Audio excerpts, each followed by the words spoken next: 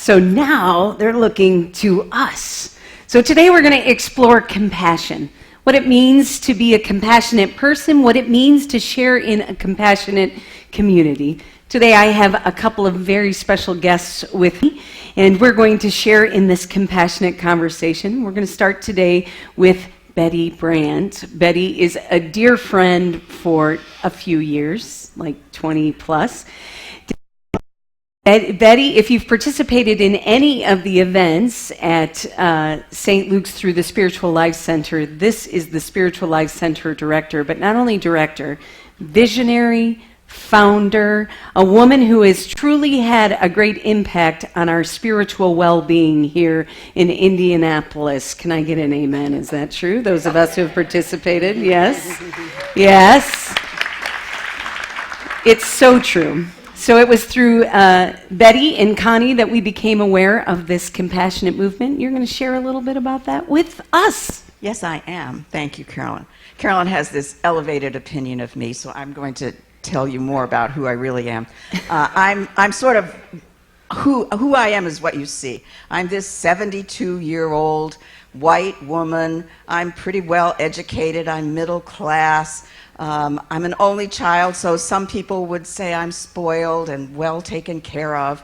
I grew up in a Chicago suburb. It was a waspish kind of place, white, Anglo-Saxon, Protestant. I didn't have it. There weren't any Jews. There were a few Catholics. It was just all of us Baptists and Presbyterians and Methodists. Then I went to DePauw University, which was pretty much the same. Then I wound up on the north side of Indianapolis, which was pretty much the same. Then I wound up at St. Luke's, which was pretty much the same. So all those years, I lived in this very homogeneous kind of culture, lifestyle. And it wasn't that I didn't like people from other faith traditions or that I was afraid of them. It's just my everyday life, I never came across them. They just didn't exist for me. And it was just not a part of my life at all. Contrast that with the life of my granddaughters. They go to Orchard Park Elementary School in Carmel. And a couple of weeks ago, I went to one of those little programs that they have where every kid gets to sing and dance and hit the drum and run around with a scarf and make all the mommies and daddies and grandparents proud, and all the flash bulbs, well, they're not bulbs anymore, all the cameras go off, and everybody's proud and happy about their kids. But I was just blown away as I looked at the audience, because there was an audience full of Asians and African Americans and Africans and Hispanics. And I talked to a woman from India, and there were some people from Pakistan, and in front of me were some people that I thought were probably Middle Eastern. And then there was my little family of Caucasians. Kate and Olivia are growing up in a very, very different world, even in Carmel, Indiana, than I grew up in. Their little friends come from all over the world and have all different kinds of religious backgrounds. They are not going to ignore all these people. It's not going to be that they don't exist. They could get angry with them, but they exist. And all of us know what it feels like to be sort of where I was, where you're ignored or you don't exist. That's at least for me, that's a really horrible place to be. So about 10 years ago, with the help of some of my friends, and some of them are here today, I made a conscious decision to change all that and to form relationships which are the basis of all compassion with people from different faith traditions. And so today I can say that I can count among my friends people who are Muslims, people who are Hindu, Jewish, Native American, Sikh, Buddhist, all kinds of people from all kinds of faith traditions. And that was a risk, because if I'm going to extend myself into the lives of those wonderful, peace-loving people, then I also have to be with them in the struggles and in the pains that they carry. And I certainly think of my Muslim friends today, because we all know what's going on as a result of what happened in Paris and what happened in Mali, and the horrible, terrible things that are said about Muslims today. And so those kinds of things break my heart and cause me to reach across and take their hand and be compassionate towards them in their moment of pain. So I don't know where your point of apathy is. I don't know if it's about climate change or the homeless person or the girl who's forced into prostitution or the hungry child. All of us have somebody that we ignore, that we act like doesn't exist. And I don't know where that is for you, but my challenge for you today is to reach out into some place that you've been ignoring or avoiding and bring some compassion and a relationship to those places. My dear friend Connie is here with us today, and Connie is the chair of the Make Indianapolis a Compassionate City movement, and we're starting that movement even as we speak because you're here today.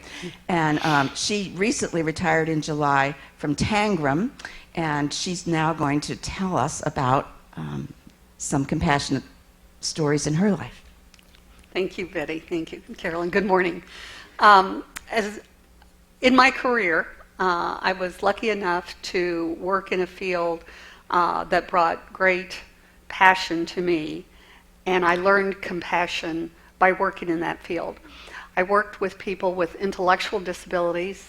That group of people often experience unequal views about their humanity from the world of people with intelligence.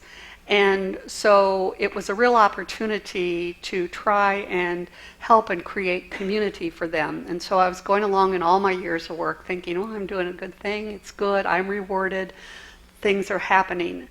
And then I met Wesley Venner. I met Wesley Venner at a board meeting in California. It was the board of a national organization that advocated on behalf of people with intellectual disabilities. And at this board meeting, this actual board had a position that people, or that institutions where people with intellectual disabilities lived should be closed, our state developmental centers across the country. Wesley had spent the first 20 years of his life in a state developmental center in the Washington, D.C. area. Well, at this board meeting, a woman joined, and she was from California, and she wanted to speak to the board about that position paper, and she wanted to say, you shouldn't have it.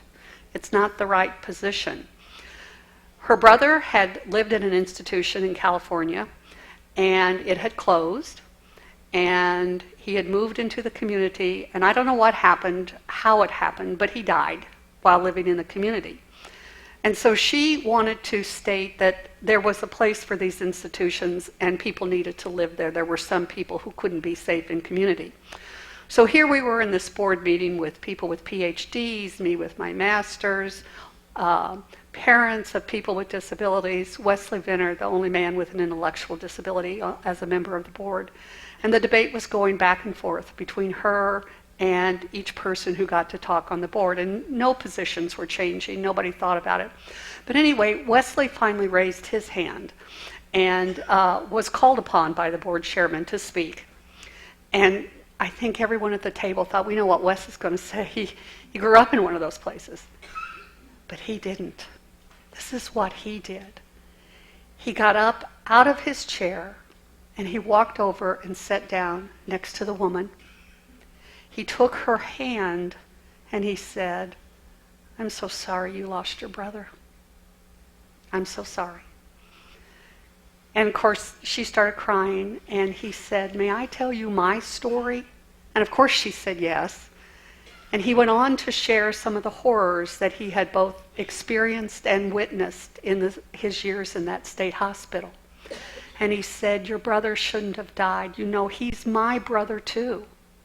And I'm sorry he died. And he said, I know bad things are happening in the community, but I want you to know that nothing good ever happens in an institution. Well, that was the end of the conversation. She said, I get it. I understand what you're telling me. He had reached compassionately to her, and she reached compassionately back to him. I was so lucky to be a witness of that exchange, and it transformed me. And it transformed, I think, the way I viewed my job and the decisions I made then as the CEO of Tangram to say, what would Wesley think I should do? Thanks for letting me share my story. What I appreciate about both of your stories is they both remind us the power of compassion. We really are in a pretty divisive world today. But you remind me, Betty, that it's this beautiful global picture that our differences are not what define us, our hearts are. And then Betty, and then Connie, your particular story, one person's story that transformed a whole community reminds me of the power of compassion. We appreciate Beth getting these tweets, and what we're going to do is we'll post them later so that we'll be able to hear your stories of compassion. But right now, I want to know more about how it is that I could step into this movement of compassion and be part of this charter. I mean, what is the Charter for Compassion? Well, that's a good question, Carolyn. And we just happen to have a video about the Charter for Compassion. So that is the charter. Yes, that's the Charter for Compassion. Okay. Count me in. I'm ready. Okay. Well, to start, here is a button that says Indy Compassionate City, and I'm going to give you that button. Thank and you. I want you to put that on. I am. And the rest of you can put yours on too, because there's some on your table. Okay, I put it on. Okay. Now what do I do? Well, now you wear that out into the world, and somebody will say to you, "What's that button?" And then you get to say, Indianapolis is known as a sports capital of the world. There's racing here and basketball and football and all those kinds of things. But we want Indianapolis to be a compassionate city, a place where people know that they can count on each other and can be cared for and loved and supported. That is great. Are you going to hang with me while I wear this? Because you did such a great job. I'm going to follow you around. Outstanding. So that's the start. That's the start. I appreciated the video. Moved kind of quick, was kind of hard to hear. Yes. But I'm assuming that's the charter. That's the Charter for Compassion. And here it is again, and it's on all your tables. There's a printed copy, so you'll know all about the Charter for Compassion. And I'm going to give this to Carolyn. Thank you. On the back of your button, there are some websites, and one of them is the website that you can get to on your computer or your iPhone, and you too can sign the Charter for Compassion. So you can read the paper that you have, and then you can go onto your iPhone, onto your computer, and actually sign the Charter for Compassion. We would like to join you in this effort, and Connie, you're in charge of all of this. How can we connect with the two of you right now today? You also have this on your table, and so we would love for you to fill it out and put it in the bucket as you exit the garden this morning, and then you will be put on our email list. And as we move forward, gathering information from the broader community, you will be able to participate in that, and we will then keep you informed of what's going on and the opportunities for you to participate. So please fill it out. I want to thank you both for your passion and your desire to make a difference in the community. You've certainly made a difference in all of our lives here today, and I, for one, look forward to being part of the movement. Will you pray with me? God, we give you thanks for those who see beyond differences to look to the heart of compassion. Help us all to seek to be a compassionate people with those we understand, those we don't understand, those who think like us, and those who love like us, those who don't think like us.